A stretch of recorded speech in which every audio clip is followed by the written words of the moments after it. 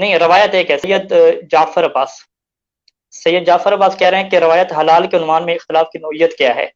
کیا ایک ہی روایت میں جداگانہ فہم سے فتویٰ بدلیں؟ جی بالکل، روایت یہاں پہ ایک ہے، ایک ہی روایت سے فہم کے الگ ہو گئی ہے. جس طرح وضو کے متعلق ایک روایت ذکر کی تھی، شیخ طوسی اس سے کچھ سمجھ رہے ہوتے ہیں، شیخ صدوق کیا کچھ سمجھ رہے ہوتے ہیں. کالمی صاحب، آپ کا بڑا شدت سے انتظار ہو رہا تھا، آپ تشریف نیچے لائے کمنٹ تھا. السلام علیکم یا علی علیہ السلام مدد. وعلیکم وعلیکم السلام. السلام مدد. شہباز صاحب ਤੁਸੀਂ رکشا ہی چلا لیندے تے زیادہ چنگا سی مینوں لے تے جاندے. ہاں نہیں، وہ ابھی کہہ رہے ہیں تسی رکشا نہیں بس فلم چلا سکتے ہو. چلے کچھ تو چلا لیتے ہیں. خیریت سے ہیں قاضمی صاحب؟ جی الحمدللہ، مولا کا بڑا احسان ہے. آپ سب چلے خیریت ہمارے سے؟ میں پاس کافی دیر سے آج کی گفتگو کے لیے 1 گھنٹہ ہے تقریباً. نہیں، مجھے 15 20 25 منٹ بھی کافی ہوں گے، وہ کوئی اتنا مسئلہ نہیں ہے. کوئی ضروری نہیں ہے ہاں کہ اینڈ تک ساتھ جایا جائے. میں انہیں کی ہاشمی صاحب کی گفتگو سن رہا تھا، اور وہ آج وہ یہ جو فتویٰ ہے نطفے کے عنوان کے ساتھ، ٹیسٹ ٹیوب بیبی کے ساتھ، اس کے اوپر جو ہے وہ اپنی معروضات پیش کر رہے تھے، اور اپنے عدلہ جو ہیں وہ انہوں نے لوگوں کے سامنے رکھے. ان کا تھیسس جو ہے اس کے بارے میں بھی انہوں نے بتایا، وہ سارا کیا. تو جو اشکالات عام طور پہ پیش کیے جاتے ہیں ان کو بھی انہوں نے ٹچ کیا ہے کہ جی فلاں روایت اور فلاں روایت، اس سے یہ ثابت ہوتا ہے، اس سے وہ ثابت ہوتا ہے. چونکہ میرا اور ان کا جو مکالمہ ہے، میں اسے مباحثہ بھی نہیں کہتا، یہ جو گفتگو ہماری ہے وہ چل رہی ہے اجتہاد کے عنوان سے. تو آج اتفاق سے انہوں نے ایک فتویٰ جو ہے اسی کو موضوع بنا لیا، اور اختلاف فتویٰ کے عنوان سے یا فتوے کے اس کے عدلہ کے عنوان کے ساتھ آج انہوں نے گفتگو کی ہے. تو میرا تھوڑا سا فائدہ ہو گیا. جو آپ کی حمد مصروف و ثنا فرما ہو رہے گئی. ہیں، جو اسکرین فرما دیکھیں. رہے تھے، تو وہ اسی میں سے کچھ چیزیں جو ہیں وہ سامنے آ گئیں. تو انہوں نے اپنی گفتگو میں ایک بات بڑی اچھی کی کہ ایسا کوئی مسئلہ قیامت تک نہیں ہے، بالخصوص سرکار حجت قائم اجل اللہ تعالیٰ فرج و شریف کے ظہور تک ایسا کوئی مسئلہ ہے ہی نہیں کہ جس کا حل جو ہے وہ موجود نہ ہو. یہ بات انہوں نے بالکل ٹھیک کہی ہے کہ ایسا کوئی مسئلہ نہیں ہے، کیونکہ خود جناب امیر کائنات نے اور امام زمانہ علیہ الصلوۃ والسلام نے اپنی توقیہ مبارک میں یہ لکھا ہے. ان کی توقیہ مبارک کا جملہ ہے کہ تمہیں جس چیز کی ضرورت تھی وہ تمہیں بتا دی گئی، اور جو چیز تمہیں نہیں بتائی گئی وہ اس لیے نہیں کہ ہم بتانا بھول گئے، بلکہ وہ اس لیے کہ اس کی تمہیں ضرورت نہیں ہے. لہٰذا غیر ضروری سوالوں کے دروازے بند کرو. بڑی ڈانٹ پلائی ہے امام زمانہ علیہ السلام نے اپنی اس توقیہ کے اندر. تو یہ بات تو آپ نے بالکل ٹھیک فرمائی ہاشمی صاحب. اچھا، اب گزارش یہ ہے کہ میں آپ کی وہ نطفے کے عنوان کے ساتھ گفتگو سن رہا تھا، آپ نے اس کو 3 حصوں میں ڈیوائیڈ کیا، اور اپنے عدلہ کے ساتھ، اور اس میں آپ نے یہ کہا کہ جی سب سے پہلے تو آپ نے زنا کو ڈیفائن کیا. میں آپ سے ایگری کرتا ہوں کہ یہ جو ٹیسٹ ٹیوب والا کیس ہے یہ زنا میں نہیں آتا، کیونکہ زنا جو ہے اس میں مرد اور عورت کا ایک دوسرے کے محرمات کے ساتھ مس کرنا، دیکھنا، یہ سب تمام چیزیں آتی ہیں. یہ بات آپ نے بالکل ٹھیک کہی، یہ زنا کے عنوان کے ساتھ نہیں ہے. دوسرا، آپ نے خامنئی صاحب کے جو فتوے کے عنوان سے اس کے حصے کر کے بتایا کہ محرمات جو ہیں، اور خاص طور پہ دیکھنا، لمس، یہ وہ، اس کے اوپر بھی آپ نے گفتگو فرمائی. دوسرا حصہ آپ کا اس کے اوپر تھا. تیسرا حصہ جو تھا وہ آپ کا یہ تھا، میں اس کو شارٹ کر رہا ہوں آپ کی ساری گفتگو کو، جو مجھے سمجھ میں آیا. تیسرا حصہ آپ کا جو تھا وہ اس عنوان کے ساتھ تھا، یعنی جس سے میں سمجھاؤں، اور میں اس کی تائید آپ سے چاہوں گا کہ کیا میں یہ تیسرا حصہ صحیح سمجھاؤں. تیسرا حصہ جو ہے وہ آپ کی گفتگو سے یہ ثابت ہوتا ہے کہ اگر جو زنا ہے وہ نہ کیا جائے، لمس بیچ میں شامل نہ ہو، نظر کرنا شامل نہ ہو، تو کسی بھی غیر مرد کا نطفہ جو ہے، یعنی جو نامحرم کا نطفہ ہے، وہ کسی بھی خاتون کے اندر رکھا جا سکتا ہے، اور اس سے جو بچہ پیدا ہوگا اس میں شریعت کے خلاف کوئی چیز نہیں ہے. جس طرح خامنہ نے اپنے اس میں فتوے میں نیچے لکھا وضاحتاً صرف ایک لائن میں جو انہوں نے لکھا کہ لیکن اس سے جو بچہ پیدا ہوگا وہ اس مرد کا کہلائے گا کہ جس کا نطفہ ہے. ٹھیک ہے نا، وہ انہوں نے اس کے نیچے اس کو ڈیفائن کر دیا. اب جو مجھے سمجھ آئی آپ سے، آپ کی گفتگو سے، وہ یہ سمجھ آئی تیسرے حصے میں کہ کسی غیر مرد کا نطفہ اس کا کسی خاتون کے رحم میں رکھا جا سکتا ہے، شریعت اس بات کی اجازت دیتی ہے، اور اس سے کسی قسم کا شرعی اشکال پیدا نہیں ہوتا کہ جو بچہ پیدا ہوگا وہ سوائے اس کے کہ اس کا کہلائے گا جس کا نطفہ ہے، اس کے علاوہ اس میں اور کوئی مسئلہ نہیں ہے. کیا میں یہی سمجھاؤں، صحیح سمجھاؤں؟ جی جی یہی بات ہے. بالکل ٹھیک ہو گیا. اس کا مطلب یہ ہوا، ابھی آپ نے ایک مثال بھی دی تھی کسی کے سوال کے اوپر، جس نے یہ کہا کہ جی اس دور کے اندر تو ٹیسٹ ٹیوب وغیرہ نہیں تھے، تو پھر یہ جو پوچھا گیا نطفہ ڈالنا، آپ نے جو مثال دی وہ بالکل ایسے ہی ہے کہ ایک عورت نے اپنے شوہر کے ساتھ جو ہے وہ جمع کیا، اور اس کے بعد اس نے جا کے وہ جو چپٹی کھیلنا کہتے ہیں، جسے لیسبین سیکس بھی آج کل کی زبان میں کہا جاتا ہے، اس نے اپنی کسی سہیلی کے ساتھ جا کے اپنا وہ شوق بھی پورا کیا، تو وہ نطفہ ادھر سے ٹرانسفر ہو کے ادھر ہو گیا اور اس سے حاملہ ہو گئی. تو یہ واقعہ کتاب کے اندر بھی ملتا ہے، اور اس کے اوپر یہ ملتا ہے. یہ آپ کی بات بالکل ٹھیک ہے، جی آپ نے لکھا بھی ہے، بجا میں نے فرمایا. دل سے لکھا ہے اس ٹھیک واقعے ہے، کو. اس کے اندر موجود ہے. ٹھیک ہے. اب گزارش یہ ہے کہ ایک روایت میری نظروں کے سامنے ہے جس میں معصوم یہ فرماتے ہیں، کسی نے سوال کیا کہ سرکار حرام زادے جو ہیں ان کی کتنی اقسام ہے، مطلب کون کون سا بچہ حرام زادہ ہو سکتا؟ تو امام ولد الزنا تو سارے ہی جانتے ہیں، ولد الحیض کو بھی یہی کہا کہ یہ جو ہے یہ اس سے جو بچہ پیدا ہوگا یہ حلال زادہ نہیں ہوگا. اچھا، اسی میں ایک تیسری شک بھی معصوم نے بیان فرمائی.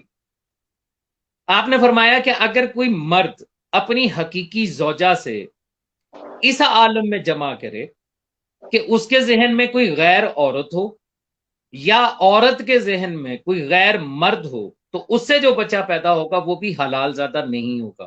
کیا آپ کی نظر سے یہ گزری ہے؟ جی میرے علم میں نہیں ہے، شاید مطالعے سے گزری ہو، لیکن آپ روایت کا متن دیں گے تو ہم سرچ کر لیتے ہیں، سامنے رکھ لیتے ہیں، پھر گفتگو جی کر لیتے ہیں اس کی. میں اصل میں وہی روایت تلاش کر رہا تھا. 3 کتابیں میرے ذہن میں گھوم رہی تھی، 2 میں تو مجھے وہ ایگزیکٹ ان ورڈز کے ساتھ روایت نہیں ملی، اور تیسری میں مل گئی. تو میں انشاءاللہ اپنے پیج کے اوپر اس کا پورا عکس جو ہے وہ متن جو ہے میں لگا دوں گا، کیونکہ مجھے پڑھی ہوئی ہے، اور میں نے یہ چیز چلیں کہ میں اگر مرد کے ذہن میں کچھ کسی غیر الفاظ کے عورت ساتھ کا تصور ہو کرتا ہوں یا اگر مل عورت جاتی ہے. کے ذہن میں کسی غیر مرد کا تصور ہو، اور ہوں بھی دونوں حقیقی میاں بیوی، اور جمع کرے، تو اس دوران جو نطفہ ٹھہرے گا وہ بچہ جو ہے وہ بھی حلال زادہ نہیں ہوگا، بلکہ یہ کہا گیا کہ وہ بھی دشمن معصوم ہوگا. یہ بھی ہے. ویسے یہ علم شرائع جو ہے یہ میرے پاس پڑی ہوئی ہے، اس کا جو شرائع میں بھی ہے. ہاں، لیکن اس کے اندر مجھے وہ حدیث نہیں ملی جس کا اچھا میں دیکھ، تذکرہ کر رہا ہوں. چلیں میں سرچ کر لیتا ہوں سافٹ ویئر میں. جی ذرا دیکھ لیجئے گا. اس کا علل الشرائع کی جلد اول کا چیپٹر نمبر 120 ہے، 120. پاک ولادت محبت اہل بیت علیہ السلام کا، اور ناپاک ولادت ان کی دشمنی کا سبب ہوتی ہے. تو یہ اس کا عنوان ہے. تو اس کے اندر جو روایت ہے، روایت نمبر 6، ابراہیم کرشی سے جو ہے وہ یہ روایت لی گئی ہے جابر جعفری کے تھرو، کہ ایک مرتبہ ہم لوگ حضرت ام المومنین ام سلمہ صلوات اللہ علیہ کی خدمت میں حاضر ہوئے، تو انہوں نے بیان کیا کہ میں نے رسول اللہ صلی اللہ علیہ وآلہ وسلم کو فرماتے ہوئے سنا کہ آپ صلی اللہ علیہ وآلہ وسلم حضرت علی علیہ السلام سے یہ فرما رہے تھے کہ اے علی، تم لوگوں سے 3 کے سوا کوئی بغض و عداوت نہیں رکھے گا. نمبر 1 ولد الزنا، نمبر 2 منافق، اور تیسرے وہ کہ اس کی ماں حیض میں ہو اور اسی میں اس کا حمل قرار پایا جائے. اب یہاں پہ مجھے جو گزارش کرنی ہے وہ یہ کرنی ہے کہ منکوحہ مرد اور عورت دونوں ہیں، جائز رشتہ دونوں کے درمیان. حیض کے دوران بھی اگر وہ اپنی بیوی سے جمع کر لیتا ہے اور اس سے جو نطفہ قرار پاتا ہے وہ بھی دشمنی معصوم میں چلا جاتا ہے. تو ایک غیر مرد کا نطفہ، اب وہ اللہ جانے کس کا ہے آپ نہیں جانتے ہیں، یا بعض اوقات یہ بھی ہوتا ہے کہ آپ طے کر لیتے ہیں کہ جی فلاں صاحب کا نطفہ چاہیے، اس کے نطفے کے ساتھ، یعنی وہ ڈونیٹ کر رہا ہے کہ میں اپنا نطفہ ڈونیٹ کر دیتا ہوں، اور اس سے جو ہے وہ آپ اس کو فلاں عورت کے رحم میں رکھ کے اور اسے بچے جو ہے وہ آپ لے لیجئے، اس کا ہو جائے گا سلسلہ. اور کچھ معاملات میں ایسا ہوتا ہے کہ یہی معلوم نہیں ہے کہ نطفہ کس کا ہے، کسی مسلم کا ہے، کسی غیر مسلم کا ہے، یا کس کا ہے، بس یہ سوچا کہ جی وہ نطفہ جو ہے وہ رکھا جا سکتا. وہ جو غیر محرم مرد ہے، چاہے وہ مسلمان ہے چاہے وہ غیر مسلم ہے، یہ جو انہوں نے اپنے فتوے کے آخر میں یہ لکھا کہ وہ بچہ اسی مرد کا کہلائے گا جس کا نطفہ ہے، نہ کہ اس کا کہلائے گا کہ جس کی وہ بیوی ہے. ٹھیک ہے، یہ انتہائی اہم ہے. یعنی یہ تھوڑا سا میں چاہوں گا کہ اس کے اوپر تھوڑی سی گفتگو ہو جائے. بیوی وہ ایک مرد کی ہے اور نطفہ وہ ایسے مرد کا رکھوا رہی ہے کہ جو اس کا مطلب محرم نہیں ہے، اس کا جائز شوہر نہیں ہے. تو وہ جب بچہ پیدا ہوگا، کیونکہ ہم یہ دیکھتے ہیں کہ زنا کی انتہا کیا ہے. زنا کی انتہا یہ ہے کہ ایک مرد اور عورت آپس میں مجامعت کرتے ہیں اور اس سے ایک نطفہ ٹھہرتا ہے. وہ نطفہ جو ہے اس سے ایک بچہ جو ہے وہ خلق ہوتا ہے اور خلق ہو کے دنیا میں آ جاتا ہے. اس بچے کو حلال زادہ نہیں کہا جاتا. اور شریعت، آپ تو ماشاء اللہ جانتے ہیں اس چیز کو، شریعت یہ کہتی ہے کہ کچھ چیزیں ایسی ہیں جو اس بچے کے لیے نہیں ہیں جو زنا کے ذریعے پیدا ہوا. جیسے مثال کے طور پہ ایک عام سی مثال دے دیتا ہوں کہ وہ نماز کی پیش نمازی نہیں کر سکتا، اس کے لیے جائز نہیں ہے کہ وہ پیش نمازی کرے، بشرطے کہ وہ ولد الزنا ہو، پتا ہو کہ یہ زنا کے ذریعے پیدا ہوا. ٹھیک ہے. جو بچہ زنا کے ذریعے پیدا ہوا، اس میں اس بچے کے لیے جو حکم بنا، کیونکہ ہم اس بات کو ذرا ایک سائڈ پہ کر دیتے ہیں کہ جی شرعی طور پر نطفہ رکھنا جائز ہے یا نہیں جائز ہے. میں جاننا چاہوں گا جو وہ بچہ پیدا ہوا جو نکاح کے ذریعے نہیں ہوا، اپنے جائز باپ کے نطفے سے نہیں ہوا بلکہ کسی کے نطفے سے ہوا ہے، اس کی شرعی حیثیت کیا ہوگی آپ کی ان فتاوا کے اور آپ کی ان تحقیقات کے مطابق؟ کیا اس کے لیے وہی حکم ہوگا جو ایک جائز بچے کے لیے ہے، یا اس کے لیے حکم لاگو ہوگا اس کا جو زنا کے ذریعے پیدا ہوا، یا کوئی تیسرا حکم ہے؟ اس پہ ذرا میری تھوڑی سی رہنمائی فرمائیے. جی بالکل. یہ جو ہوتا ہے نا جس سے ہم اپنی زبان میں کہتے ہیں حرامی بچہ، ٹھیک ہے نا، تو یہ ہمارا جو ہے یہ اردو کا کلچر ہے، اس میں ہم حرامی کہہ دیتے ہیں، جبکہ جو عربی زبان میں جو حرامی ہے وہ چور کو یہاں پہ کہتے ہیں. تو شروع میں ہم نجف میں ہے تو ہم نے کہا شاید یہ مذاق کر رہے ہیں کہ حرامی چور کو کہتے ہیں. مثلا ایک بار ہم نے کرائے پہ لیا، اس کی نہیں، دیوار چھوٹی تھی تو میں نے سنا ہوا ہے، وہ اکثر یہ کہتے ہیں، ایک کسی جگہ پہ کسی نے کہا تھا کل الپاکستانیون حرامیون، حرامی تو جی مجھے بڑا غصہ چڑھا، بعد میں پتا چلا کہ وہ چور کو اور منافق کو اور اٹھائی گرے کو وہ کہتے ہیں. چور کو یہ اگر آپ پھر جہر اس نے کہا کہ دیوار چھوٹی ہے تو میں نے پوچھا کہ یہاں کوئی مطلب ہم سارق کہتے ہیں قرآن میں، سارق کا خطرہ تو نہیں ہے یہاں پہ. تو اس نے اپنی جو ہے وہ اسٹریٹ لینگویج ہوتی ہے عربی، اس نے کہا کہ نہیں ماکو حرامی نا، ٹھیک ہے، حرامی یہاں پہ نہیں ہے کوئی. تو میں نے کہا بھی حرامی نجف میں رہ رہے ہیں، حرامی یہاں پہ کہاں پہ آگے؟ تو اس نے کہا حرامی یعنی پھر ڈکشنری میں نے دیکھا، یعنی عربی ڈکشنری میں واقعی آپ حرامی جا کے دیکھیں اس کا مطلب ہی چور لکھا ہوا ہے، کیونکہ ہم متوجہ نہیں تھے پاکستان میں. روایات میں جو حرام بچے کے لیے لفظ استعمال کیا گیا وہ ولد الزنا استعمال کیا گیا یا ابن الزنا استعمال کیا گیا، ٹھیک ہے. اور جو حیض کا بچہ ہے اس کے لیے بھی لفظ حرامی استعمال نہیں کیا گیا، حرام کا بچہ، اس کے لیے بھی لفظ کیا استعمال ہوا؟ ولد الحیض استعمال ہوا، یا من ولدت فی الحیض، من ولادتہ فی الحیض، یہ لفظ کیا استعمال ہوئے ہیں. تو یعنی روایات معصومین علیہ السلام میں اگر ہم اور فکر کریں اور انشاءاللہ وہ حدیث بھی تلاش کرتے ہیں جس کی طرف آپ نے اشارہ کیا، تو اس کے سینڈ کیا تحت میں نے ہمیں آپ کو. سینڈ کیا آپ نے؟ چلے میں دیکھ لیتا ہوں. شہباز سے بڑے تیز نکلے بھائی. آج میں غائب ہوا، آپ سمجھے میں کھانے گیا ہوں، آج میں تھوڑا روایت ڈھونڈ رہا تھا. اچھا رائٹ، چلیں اس کے اوپر آج میرے بحث پاس لکھ لے. کھانے کے لیے جو ہے نا افسوس کے شکریہ ساتھ ہے کہ شکریہ. فریج میں کچھ نہیں ہے فریج میں آج. آگے آپ فون چلاتے تھے سامنے بیٹھ کے، آج آپ نے اچھا کام کیا شہباز. وہ فریج خالی ہے جی، گیا ہی نہیں مارکیٹ کچھ لینے. اللہ رحم کرے. جی میرا ہاں میری سوال ہے بات کہ وہ جو بچہ جی پیدا جی ہوگا اس کے لیے شرعی حکم کیا ہوگا؟ میں آپ کے بارے میں بیان کر رہا ہوں. تو بس جب حرامی بچے کے لیے لفظ کیا استعمال ہوا روایات میں؟ ابن الزنا استعمال ہوا یا ولد الزنا استعمال ہوا. تو یہ جو بچہ بھی پیدا ہو رہا ہے یہ زنا تو ہوا نہیں ہے. جب یہ زنا نہیں ہوا تو ہم اسے ولد الزنا نہیں کہہ سکتے. جب ہم اسے ولد الزنا نہیں کہہ سکتے تو جتنے بھی احکام ہیں، مثلا ولد الزنا نماز کی امامت نہیں کرا سکتا، ٹھیک ہے، ولد الزنا کو میراث نہیں ملتی، جتنے بھی احکام ہیں اس کے وہ سارے اس کے اوپر ہم اپلائی نہیں کر سکتے. کیوں نہیں اپلائی کر سکتے؟ کیونکہ یہ زنا سے پیدا نہیں ہوا، یہ تو ایک حلال کام سے پیدا ہوا ہے. لہٰذا ہم اس کو جو ہے وہ ولد الحرام نہیں کہہ سکتے. جب ہم اسے ولد الحرام نہیں کہہ سکتے تو ولد الزنا والے اس کے اوپر بھی احکام کے لاگو نہیں ہوں گے. اس کے اوپر جس طرح عام بچے ہوتے ہیں وہی احکام اس کے اوپر لاگو ہوں گے. زنا والے جو ولد کے احکام ہیں وہ اس کے اوپر لاگو نہیں ہوں گے. تو کیا یہ جو بچہ پیدا ہوا ہے کسی اور کے نطفے کے ساتھ، وراثت میں یہ اپنے اس نطفے والے باپ کا وارث ہوگا یا جس کی بیوی سے پیدا ہوا ہے اس شخص کا وارث ہوگا؟ جس کا نطفہ ہے اور جس خاتون کا بیضہ ہے، جس کے رحم میں رہا ہے، جس خاتون کے رحم میں رہا ہے وہ اس کی ماں کہلائے گی، اور جس کا نطفہ تھا وہ اس کا باپ کہلائے گا. تو اور وارث پھر وراثت اسی کا ہی کس کو؟ ہوا نا. وہ ہاں وارث عورت اسی جس کی منقوہ ہے, یعنی جو وہ درمیان عورت جس کی منقوہ ہے, درمیان اس کا تو وارث نہ ہوا. ہوں اگر خاتون مرے گی تو اس کا وارث ہوگا نا, خاتون کا بیٹا تو کہلائے گا نا وہ. نہیں, میں مرد کی بات کر رہا ہوں, اس عورت کے شوہر کی بات کر رہا ہوں جس ہاں ہاں عورت کے رحم میں غیر مرد کا نطفہ رکھا گیا. تو اس عورت کا جو شوہر ہے, جو حقیقی شوہر ہے, کیا اس کا وہ شوہر کی جو وراثت ہوگی یا اس کے دادے کی جو وراثت ہوگی, اس میں یہ بچہ جو ہے اس کا حق ہوگا یا نہیں ہوگا؟ اس کا حق نہیں ہوگا, فقط اسی کا حق ہوگا جس کا نطفہ ہے. جس کا نطفہ ہے اسی سے یہ وارث بنے گا. یہ جو بندہ درمیان میں شوہر صاحب آ گیا نا, یہ ایک مظلوم بن جائے گا. اگر وہ فرض کریں بچی پیدا ہوتی ہے تو اس کے لیے اسے پردہ کرنا بھی واجب ہوگا, ٹھیک ہے. لیکن اگر فرض کریں کہ وہ ایک روایت کے تحت جو فقہ ہے کہ جس خاتون سے آپ شادی کرتے ہیں اس کے بچوں سے پردہ واجب نہیں ہوتا, اس کے تحت اگر آ جائیں تو یہ کیونکہ خاتون کا بچہ ہے, اس کی بیوی کا بچہ ہے, تو اسے پردہ واجب نہیں ہوگا. باقی یہ ایک جو اور بندہ سوال ہے, ایک اور جی سوال کیونکہ آپ کے ساتھ میں آج آپ سے یہ نطفے والا چیپٹر سمجھنا چاہ رہا ہوں.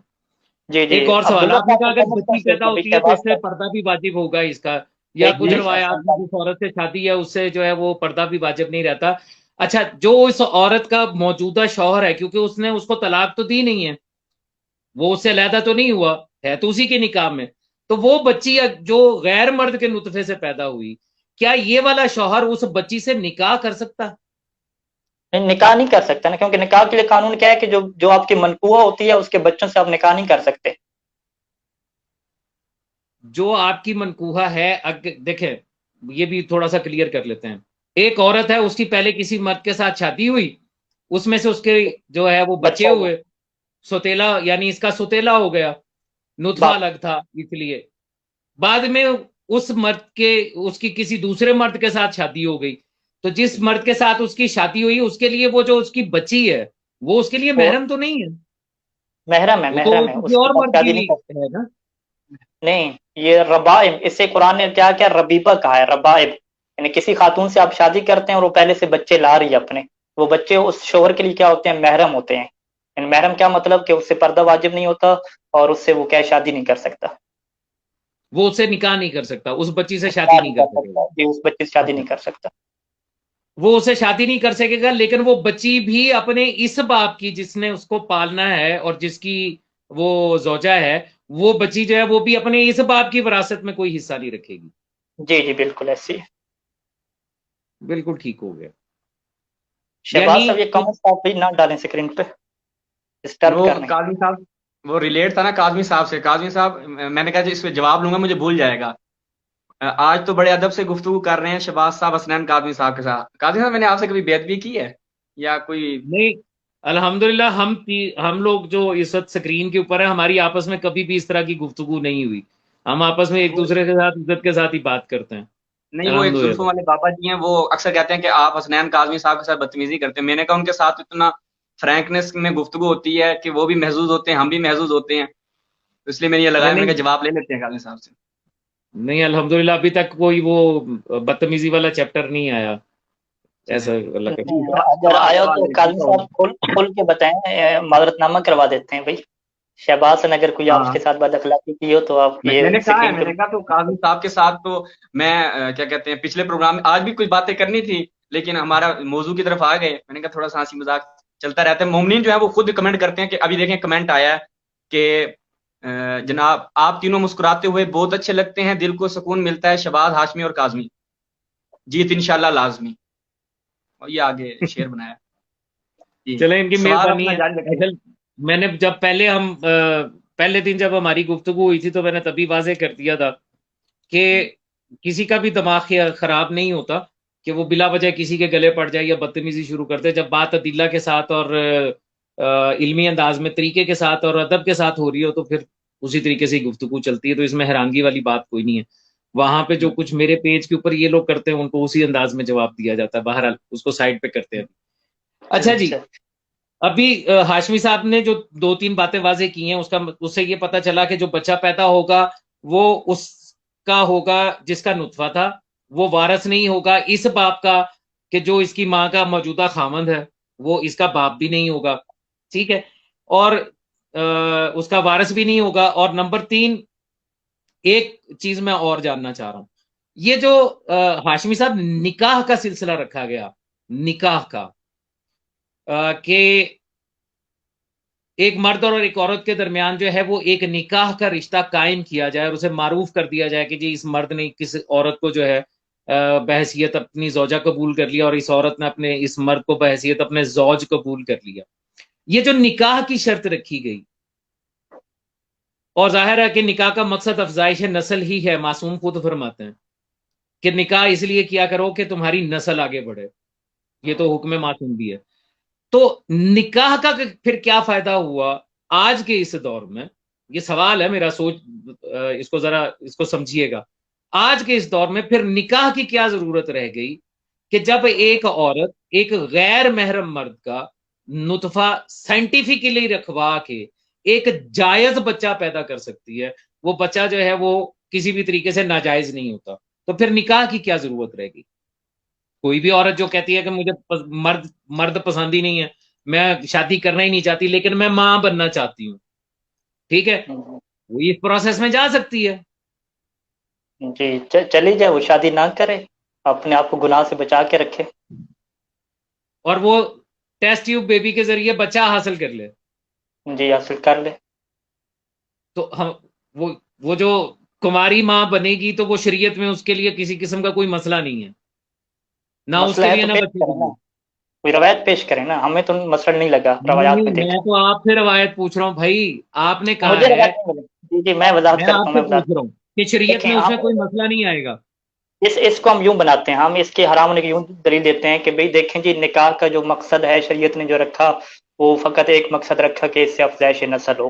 لہٰذا یہ جو شریعت نے نکاح کا مقصد افزائش نسل رکھا، تو اگر آپ یہ فتویٰ دیتے ہیں کہ نکاح کے بغیر اور زنا کے بغیر بھی افزائش نسل ہو سکتی ہے، تو آپ نے شریعت کا جو حکم رکھا تھا نکاح والا، اس کو آپ نے پامال کر دیا. جب آپ شریعت کے حکم کو پامال کر رہے ہیں تو ہر وہ حکم جس سے شریعت کا حکم پامال ہو جائے وہ کام کیا ہوتا ہے؟ حرام ہوتا ہے. یوں کر کے ہم اسے ایک دلیل بنے، ایسی دلیل بنے گی نا. ٹھیک ٹھیک ٹھیک ہے ہے. تو ہم سب سے پہلے ہم اس اس کا دلیل میں کیا جائیں گے بنے کہ گا؟ ہاں یہ دلیل لکھ لیجیے نا. ہم سب سے پہلے آئیں گے کہ وہ روایت کہاں پہ ہے کہ جس میں کہا گیا ہو کہ نکاح کا فقط اور فقط مقصد کیا ہے؟ افزائش نسل ہے، گناہ سے بچنا کیا ہے؟ کوئی مقصد ہی نہیں ہے.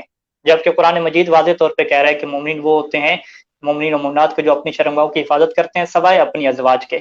جو ازواج کو رکھنا ہے اس کا ایک مقصد کیا ہے؟ کہ انسان بدکاری سے بچے. جب زنا بڑھ رہا ہے، بدکاری بڑھ رہی ہے، ایک نوجوان لڑکا اور لڑکی چاہتے ہیں کہ آپس میں ریلیشن اپنے بنائیں، تو اس کے لیے سسٹم شریعت نے رکھا کہ اپنے آپ کو گناہوں سے بچائیں. اور پھر شریعت نے خود عزل کی اجازت دی ہے. عزل کیا ہوتا ہے؟ کہ وہ جانتے ہیں. جماع کریں، لیکن جماع کرنے کے بعد جو ہے وہ ڈسچارج جو ہے وہ اندر نہ کریں، باہر ڈسچارج کریں. ٹھیک ہے، اس سے کیا ہوگا؟ بچے پیدا نہیں ہوں گے. تو آپ کہیں گے اچھا یہ جو بندے نکاح کر رہے ہیں نا، پوری زندگی انہوں نے عزل کیا ہے، یا وہ تحدید نسل ہم کہتے ہیں، یعنی کیا کہیں گے اردو میں، اولاد، مان حمل کے ادویات استعمال کی ہیں تاکہ جو ان کا بچے پیدا نہ ہو. تو اس کا مطلب ہے کہ جو روایات میں عزل کی اجازت دے گی یا جو ہے وہ مان حمل کی دوائیاں استعمال کر دیتے ہیں، تو یہ نکاح کا مقصد ہی فوت ہو جائے گا، یہاں کیونکہ بچے تو یہاں پیدا ہو ہی ایک نہیں ایک یہاں ایک تھوڑی سی الجھن ہے میرے ذہن میں، ذرا کنفرم کیجئے گا. یہ جو لفظ ازل آپ استعمال کر رہے ہیں، اس میں ازل کی اجازت زنا میں دی گئی ہے. ویسے معصوم نے ازل سے منع فرمایا ہے، کہ معصوم نے کہا ہے، بلکہ یہاں تک بھی ہے کہ جس روح کا دنیا میں آنا طے ہو گیا ہے تم اسے روک نہیں پاؤ گے. سرکار رسالت میں آپ نے بڑے غصے کے ساتھ یہ کہا. ازل کو پسند نہیں فرمایا معصوم نے، سوائے اس کے کہ زنا کے معاملے میں کہا کہ اگر کوئی مرد جو ہے وہ زنا کرتے ہوئے ازل کرتا ہے تو وہ جائز ہے. کیا میں ٹھیک کہہ رہا ہوں؟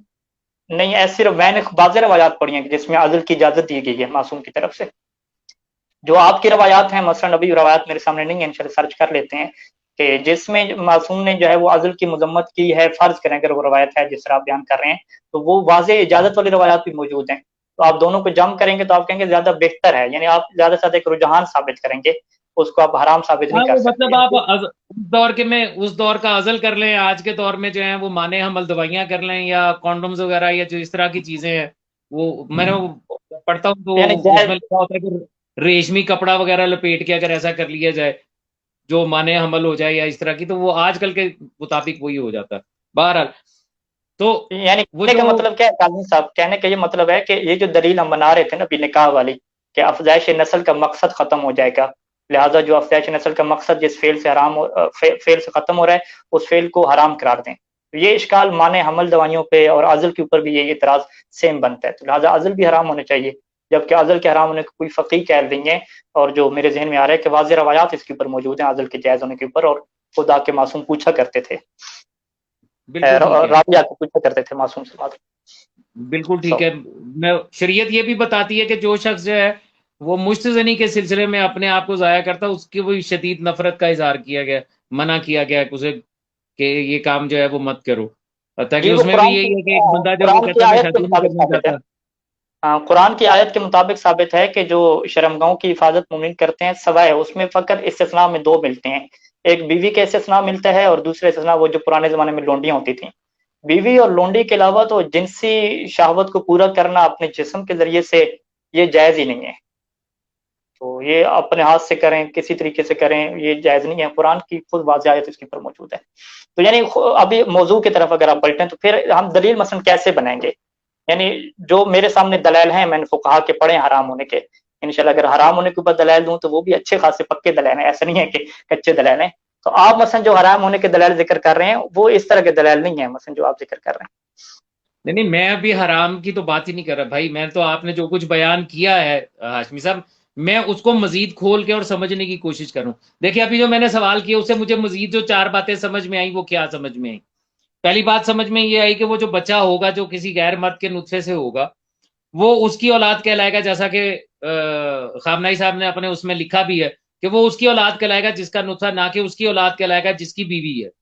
ایک تو یہ بات طے ہوگی. دوسری بات یہ پتہ لگی کہ وہ وراثت میں بھی اس کی وراثت کلیم کر سکتا ہے جس کا وہ نطفہ ہے، نہ کہ اس کی وراثت کلیم کرے گا کہ جس نے اس کو پالنا ہے، پوسنا ہے، بڑا کرنا ہے، کیونکہ بچہ تو اسی کا ہوگا. پھر شرعی طور کے اوپر یہ جو صاحب ہے جنہوں نے اپنی بیوی کے رحم میں کسی غیر مرد کا نطفہ رکھوایا ہے اور بچہ لیا ہے، تو شرعی طور پر اس بچے کی ولدیت ہر اس جگہ پر جہاں پر ولدیت کا تذکرہ ضروری ہوگا وہ بھی اسی شخص کا ہی ہوگا جس کا نطفہ ہوگا. یہ صاحب اپنا ولدیت نہیں لکھوا سکیں گے. حرام ہے لکھوانا، اس کے لیے اپنی ولدیت رکھوانا حرام ہے. صرف ایک میں تبنی کہتے ہیں. یہ سوال اکثر پوچھنے آتے ہیں، اردو میں متبنہ کہا جاتا ہے. متبنہ کہا جاتا ہے، جو روایات میں منع کیا گیا ہے. اور یہ لوگ سوال پوچھتے ہیں کہ ہم جو لے پالک بچے لیتے ہیں تو اس کا نام جو ہم چینج کر لیتے ہیں، تو یہ جائز نہیں ہوتا. یہ نام آپ اس کو کبھی بھی نہیں دے سکتے. نام اسی کا ہوگا جس کا نطفہ ہے. بالکل ٹھیک ہو گیا. یعنی وہ متبنہ ہو گیا نا، اس کے لیے اس کی اولاد نہیں کہلائے گا. وہ جہاں پہ بھی اسکول میں، کالج میں، یونیورسٹی میں، جہاں کہیں پہ بھی جائے گا تو وہاں پہ جو نام لکھا جائے گا ولدیت میں وہ اسی کا لکھا جائے گا کہ جس کا وہ نطفہ ہے، نہ کہ اس کا کہ جو پال رہا ہے. ٹھیک ہے. اچھا پائنی گل تو بھی نہیں دسو اتنا. میں تھوڑا سا فنی انداز میں بات کر رہا ہوں، پنجابی گل کر رہے ہیں اور شہباز جو ہے وہ توجہ دے گا میری اس بات کی پر. یہ اتنی محنت کی، اتنے اشکالات لیے، غیر مرد کا نطفہ لیا، پھر اس کو رحم میں رکھا، پھر اس کو پالا اور رہا، پھر بھی وہ کسی اور کی اولاد، وارث بھی کسی اور کا بنا، رہا بھی متبنہ. بندہ اونچی کسی کا بچہ لے کے پال لوے اپنے کسی بہن دا، بھرا دا، کی ضرورت کی ہے ٹیسٹ ٹیوب بیبی لیندی. جی بالکل اچھی بات ہے، اور ایسا کام نہیں کرنا چاہیے. میں تو کہتا ہوں کہ جس مسئلے میں فقہا کا اختلاف ہو اس میں مومنین کو احتیاط کرنی چاہیے. یہ کام بالکل نہیں کرنا چاہیے.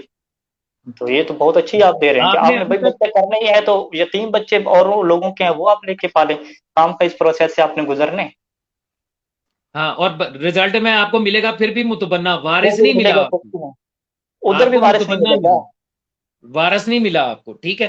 اچھا اب آپ کی وارث نہیں ہوگا، ماں کا تو وارث ہوگا نا. ماں کا تو وارث ہوگا نا. مجھے نہیں سمجھ آئی، آواز کٹ گئی. حسین قاضی صاحب تھوڑا سا اس میں فائدہ کیا ہوگا کہ جو اس کی والدہ ہے اس کا وہ وارث ہوگا جس کے پیٹ میں یہ پلہ بڑا ہے نا.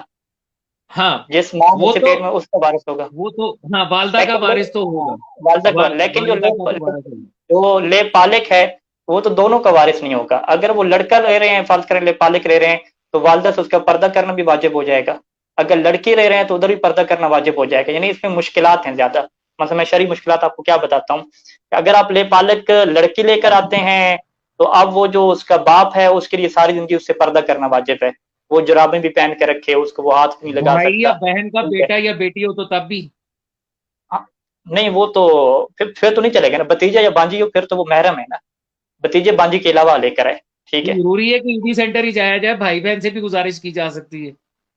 हाँ, अच्छे भाई बहन मौजूद हों तो अच्छी बात है। यानी मेरे कहने का ये मतलब है कि एक जो काम बजाते खुद जायज है उसकी तरफ मोमिन को तरगीब नहीं देनी चाहिए। मैं तो वाज़ेह कहता हूँ कि भाई ये काम अगरचे जायज़ है लेकिन आप ऐसा ना करें। फुक़हा का इख्तलाफ है, रवायात मासूमीन हमारे पास पूरी नहीं है, गैर मासूम रावी हैं, तो आप एहतियात करें, खाम का ये काम करना है आप लोगों ने, ठीक है। हाँ, फ़क़ीह की मजबूरी है, वो इसे हराम नहीं कह सकता, क्योंकि वो हराम कहेगा तो वो क़यास हो जाएगा, पकड़ा जाएगा।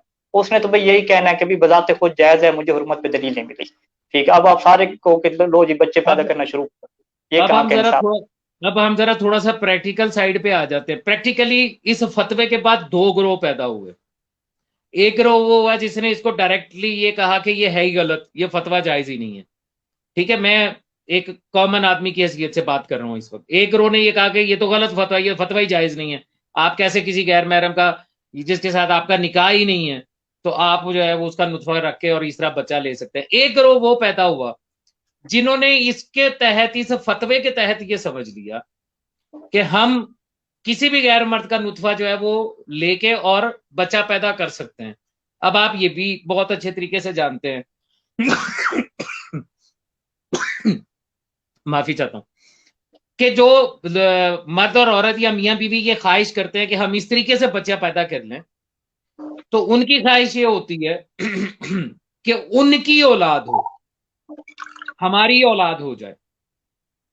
इस प्रोसेस में वही जाता है कि जो ये कहता है कि जी वो जो नेचुरल प्रोसेस है एक मियां बीवी का जमा का, उससे तो बच्चा हो नहीं रहा, तो चलो इस तरीके से औलाद हो जाए और हमारी औलाद हो जाए। जो ख्वाहिश होती है, जो बुनियादी वजह होती है इस चीज की, वो एक अलग बात है कि फिर वो कह देते हैं कि जी नहीं, ये जो मियां साहब हैं ये तो इस काबिल ही नहीं है, इनके स्पर्म जो है वो इस काबिल ही नहीं है कि ये जो है वो बच्चा पैदा कर सके, तो इसलिए मजबूरी है आप दूसरे का जो है वो नुतफा रखवा लें और ये वो सारा करें। तो दूसरा ग्रोह जो है वो ये इस काम को जायज समझा। जो एहतियात आपने आज वो खामनाई साहब के फतवे की तफसील में बताई कि जी जिसमें सिर्फ देखना और मस करना जो है वो उसमें साथ शामिल कर दिया आपने, कि डॉक्टर तक भी अगर देखता है या मस करता है तो ये भी जायज नहीं है।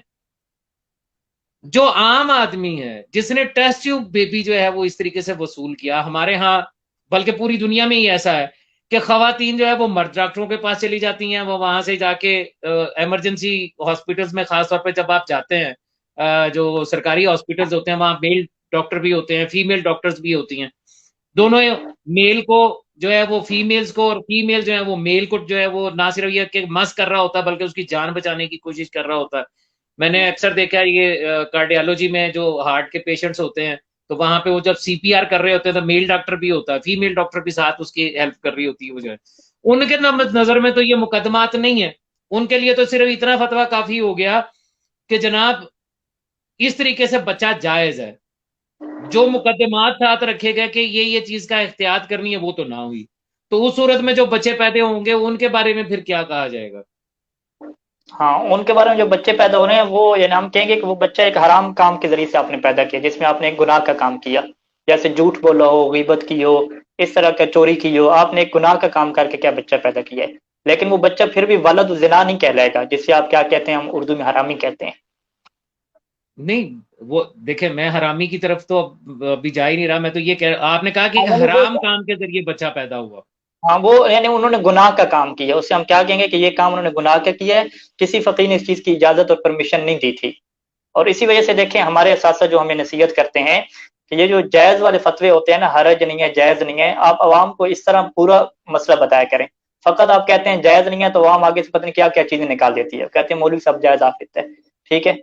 तो ये यहाँ पे भी आप बिल्कुल सही कह रहे हैं कि यहाँ पे भी केस ऐसे है कि बाकी शरायत देखी नहीं है और सारे के सारे जो है वो हराम काम हो रहे हैं। मसलन जो मैंने थोड़ा बहुत गूगल वगैरह पे देखा कि इसमें बिल्कुल वो शर्मगाह को देखता है डॉक्टर, कैमरे के जरिए से देखता है, ठीक है, अगरचे दस्ताने वगैरह पहने होते हैं वो तो देखता है डॉक्टर, देख के तभी तो वो रख पाता है। देखते हैं, बल्कि उसमें जो उन्होंने दाखिल करना होता है वो भी वही करते हैं, चाहे वायर्स के जरिए या कैमरास के जरिए, व्हाटएवर जो भी कह लें उसको। यानी अगर आप प्रैक्टिकल बुनियादों पे ये काम जो है ये ज्यादातर ये काम जो है ये होता भी मतलब यूरोपियन कंट्रीज में जाके ही है, यहाँ पे नहीं होता। वो बाहर जाके ही इस किस्म के काम करवाते हैं, तो वहां पे कौन सी शरीयत और कौन से मुकदमात और क्या, वो तो सिलसिला ही कोई नहीं। हाँ, अब तक आप ये ले लें कि शोहर का जो अपना नुतफा रखना है, यानी شوہر جو بیوی کے ساتھ جماع کرتا ہے اور وہ اس کا وہ سپرم کمزور ہے، وہ آگے بیضے تک نہیں پہنچ پاتے، یا انہوں نے لڑکا لینا ہے یا لڑکی لینی ہے، تو وہ شوہر اور بیوی اپنا جب نطفہ ڈاکٹر کو دیتے ہیں تو وہ اس مشین میں اس کو کیا ہے تخصیب عربی میں کہتے ہیں ملا کے دے دیتے ہیں کہ لڑکی والا وہ الگ کر دیتے ہیں، فقط لڑکے والا دے کر رکھتے ہیں، تو وہ تو میاں بیوی کا اپنا ہے، نکاح والا ہے، وہ بھی رکھ رہے ہیں، تو اس میں بھی حرام کام ہو رہا ہے۔ اس میں حرام کام کیا ہو رہا ہے کہ وہ جو وہاں پہ جا کے نطفہ دیتے ہیں تو اس کو رکھنے والے بھی کون ہوتے ہیں؟ نامحرم ہوتے ہیں، اور وہ بھی دیکھ رہے ہوتے ہیں۔ تو آپ تو یعنی نامحرم کے نطفے کی بات کر رہے ہیں، میں تو یہ کہتا ہوں کہ خود جو کیا نام ہے میاں بیوی کا جو اپنا نطفہ ہے جو شوہر اس کے اندر رکھوا رہا ہے، کیونکہ دماغ کی ذریعے سے نہیں پھیل رہا، اس کو بیٹا چاہیے یا اس کو بیٹی چاہیے، اس میں بھی یہ حرام کام ہو رہے ہیں، حالانکہ وہ سب فقہا کے نزدیک جائز ہے۔ اچھا ہاشمی صاحب یہ بتائیے گا کہ یہ جو آج تو چلو سائنٹیفک دور ہے اور ٹیسٹ ٹیوب وغیرہ کا سلسلہ ہو گیا، جو معصومین علیہ الصلوۃ والسلام کا دور تھا، ظاہر ہے ایسے مسائل وہاں پہ بھی آتے ہوں گے، اور یقیناً آتے تھے کہ جو ہے وہ اولاد نہیں ہو رہی، اور وہ جو عورت ہے وہ خواہش رکھتی ہے کہ مجھے میری اولاد ہونی چاہیے، مرد بھی خواہش رکھتا ہے میرا بیٹا ہونا چاہیے، تو شریعت نے اس دور میں ان کو کیا طریقہ کار بتایا تھا کہ تم اس طریقے سے اولاد حاصل کر سکتے ہو اگر تمہاری اس طرح اولاد نہیں ہوئی؟ وہ تو چپٹی قرآن والا مجید نام بسنا وہ نہیں جو ہاں وہ نہیں تو حرام ہے نا، وہ تو غلط ہے۔ نہیں، شریعت نے انہیں قرآن مجید میں آیت نازل ہوئی تھی، اس آیت میں یہ تھا کہ اللہ جسے چاہتا ہے بیٹے دیتا ہے، جسے چاہتا ہے بیٹیاں دیتا ہے، جسے چاہتا ہے دونوں دیتا ہے، اور جسے چاہتا ہے کچھ نہیں دیتا، اور اس میں تمہاری آزمائش ہے، تمہارا امتحان ہے۔ یہ قرآن مجید کی واضح آیت جو ہے نازل ہوئی، لوگوں کو بتایا کہ آزمائش اس طرح سے بھی ہوتی ہے، اور قرآن کا واضح جو ہے وہ اعلان ہے کہ کیا تم ایسے چھوڑ دیے جاؤ گے، تمہیں نہیں آزمایا جائے گا؟ یہ بالکل ہر ٹھیک ہے، انسان اب کی آزمائش ہے، وہ دیکھا جاتا ہے۔ تو قرآن نے بالکل ٹھیک ہے تو یہ اور اہل بیت علیہ السلام نے تو اسے آزمائش کہہ کے رکھا کہ یہ آزمائش ہے تمہاری، تم جو ہے وہ اس کے اوپر صبر کرو اور حرام طریقوں کی طرف نہ جاؤ، فقط حلال کی طرف جاؤ۔ یعنی اس دور میں جو ہے وہ ایسا کوئی دوسرا طریقہ کار نہیں تھا کہ جس کے تحت جو ہے وہ ایک مرد اور عورت جو صاحب اولاد نہیں ہو سکتے وہ کوئی ایکسٹرنل نطفہ جو ہے وہ حاصل کر کے اور اولاد حاصل کر لیں، ایسا کوئی طریقہ کار نہیں تھا۔ حلال طریقے کوئی نہیں تھا، حرام طریقے تو کتابوں میں بڑے آتے ہیں۔ اس کے علاوہ بھی جو ہے وہ جو شعراء کے طریقے ہیں جسے وطی بھی شبہ کہتے ہیں، کہ خاتون جا کے جو ہے وہ جس مثلا ایک پہلوان ہوتا تھا علاقے میں جو مشہور بہادر ہے پہلوان ہے، تو اس خاتون کے جو اپنے بچے مثلا پیدا ہو رہے ہیں وہ کمزور ہیں، اب اس خاتون کی خواہش ہے کہ میرا جو بچہ ہے پہلوان پیدا ہو، تو اس طرح کے واقعات بھی ملتے ہیں کہ وہ اس کے جا کے گھر پہ اس کے بستر پہ سو گئی، بجلی وغیرہ ہوتی نہیں تھی، سارا سسٹم یہی تھا، تو ادھر سے اس طریقے سے وہ لوگ بچے پیدا کرتے ہیں۔ تو یہ تو جاہلیت کے زمانے میں بڑی اس کی مثالیں مل جاتی ہیں ہمیں، لیکن ہاں حلال جاہل طریقہ یعنی حلال طریقہ اگر آپ کہیں کہ وہ تو یہ آج کے دور کی ٹیکنالوجی ہے، یہاں سے حلال طریقہ سامنے آیا ہے۔ جاہلیت کے دور میں تو خیر 10 مردوں تک جو ہے وہ نکاح انہوں نے جائز کیا ہوا تھا، جس کو نکاح کہتے تھے، وہ میں جاہلیت کی نہیں، میں دین کی بات۔ اچھا اس کا مطلب یہ ہوا کہ قرآن نے بھی اور معصومین کے دور میں بھی جو وہ لوگ تھے کہ جن کی اولاد نہیں ہوتی تھی، صاحب اولاد نہیں ہوتے تھے، تو ان کے لیے قرآن حکیم نے اور معصوم نے کوئی طریقہ کار نہیں بتایا کہ تم ایک دوسرے کے ساتھ جو ہے وہ مطلب نکاح میں بھی رہو اور کسی ایکسٹرنل طریقے کے ساتھ جو ہے وہ تم اولاد بھی حاصل کر لو، اس دور میں ایسا کوئی سسٹم نہیں تھا۔ ہاں نہیں تھا، یعنی میں نے نہیں پڑھا، میری نظر میں نہیں آیا۔ ٹھیک ہو گیا، مرد کو اگر اولاد چاہیے ہوتی تھی تو اس کو اجازت تھی کہ اگر اس بیوی سے نہیں ہوا تو وہ دوسری شادی کر لے، ایک اور نکاح کر لے، اس سے نہیں ہوتا تو تیسرا نکاح کر لے، مطلب 4 نکاح اب تک جو ہے وہ اجازت دی گئی ہے آپ کہ وہ نے نکاح اچھی کر کے توجہ تو دلائی، کوشش کر سکتا ہے۔ اب یہ سسٹم جو ہے نا ایک اور فقہا کا جو فتویٰ ہے جس کے اوپر سب کا اتفاق ہے، ابھی تو ہم بات کر رہے تھے نا مرد کا نطفہ رکھوانے والی، خاتون کا بیضہ رکھوانے والا بھی سسٹم کیا ہے موجود ہے، مثلا جو ہے جی وہ اگر بالکل، ایک میں اگلا عورت ہے سوال میرا وہی ہونا تھا۔ تو اس کے اوپر تو کوئی روایت بھی نہیں ہے نا، یعنی سید سستانی دامت اللہ علی جو مرد کے نطفے کے رکھنے کو حرام کہتے ہیں، ٹھیک ہے، لیکن وہ بھی اس مسئلے میں کہتے ہیں کہ خاتون کا بیضہ رکھا جا رہا ہے، یعنی نامحرم خاتون ہے اس کا بیضہ جو ہے اس کی زوجہ کے اندر رکھا جا رہا ہے، تو وہ کہتے ہیں اگر اس کے اوپر بھی کوئی حرام کام نہیں ہوتا، کوئی ڈاکٹر وغیرہ دیکھتا نہیں ہے، خاتون دیکھتی نہیں ہے، بے پردگی نہیں ہوتی اور وہ حلال طریقے سے حاصل کیے جاتے ہیں، تو اس کے حرام ہونے کے اوپر تو کوئی روایت بھی نہیں ہے۔ ساری کی ساری روایتیں کیا ہیں مرد کے نطفہ کے اوپر ہیں، جو خاتون کا بیضہ جسے کہا جاتا ہے اس کے ٹرانسفر کرنے کے اوپر کوئی روایت بھی نہیں ہے ہمارے پاس، حرمت کے اوپر۔ بالکل ٹھیک ہو گیا۔ اب دیکھیں، اب میں بالکل میرا خیال ہے ٹائم بھی ختم ہونے والا، سوری 10 منٹ رہ گئے ہیں، اور وہ 10 منٹ کا جو کنکلوژن خطاب ہوتا ہے وہ اس کا شہباز کا ہوتا ہے، اور میں نہیں چاہتا کہ اس کا حق مارا جائے۔ تو ایک آخری جو سوال میں کرنا چاہ رہا ہوں وہ یہ ہے، 2 وہ فتوے لوگ آ کہہ رہے رہے ہیں کہ ہیں۔ دو शहबाज فتوے آ साहब گئے ہمارے پاس جو میرے موضوع سے ریلیٹڈ بھی ہے، اور جو ہم موضوع پچھلے 3 ہفتوں سے لے کے چل رہے ہیں، میں اس سے ریلیٹڈ بات کروں. 2 فتوے آ گئے. آقائے خامنائی جو ہے انہوں نے یہ کہہ دیا کہ جی آپ جو ہے وہ یہ بذات خود جائز ہے، اور اسے کچھ لوگوں نے یہ فعل سر انجام بھی دے لیا، کر بھی لیا انہوں نے. اور سیستانی انہوں نے صاحب جو ہے حلال وہ یہ طریقے سے کہتے بھی ہیں نہیں کہ کیا، حرام اگرچہ طریقے سے یہ بھی جائز ہے، لیکن میں یہ کہوں گا کہ اس سے اجتناب کرنا چاہیے. جیسے کہ آپ چونکہ ان کے مقلد ہیں، آپ بھی وہی بات کر رہے ہیں کہ اگر جب اپنی بذات خود یہ جائز ہے، لیکن اس سے اجتناب کرنا چاہیے، کیونکہ جو دیگر محرمات ہیں ان سے بچنا ممکن نہیں ہے اس کے اندر. تو اس سے جو ہے وہ خطا جو ہے وہ، یا جو حرام کام ہے وہ بیچ میں آ جائے گا. تو بہتر ہے کہ اس سے بچا جائے.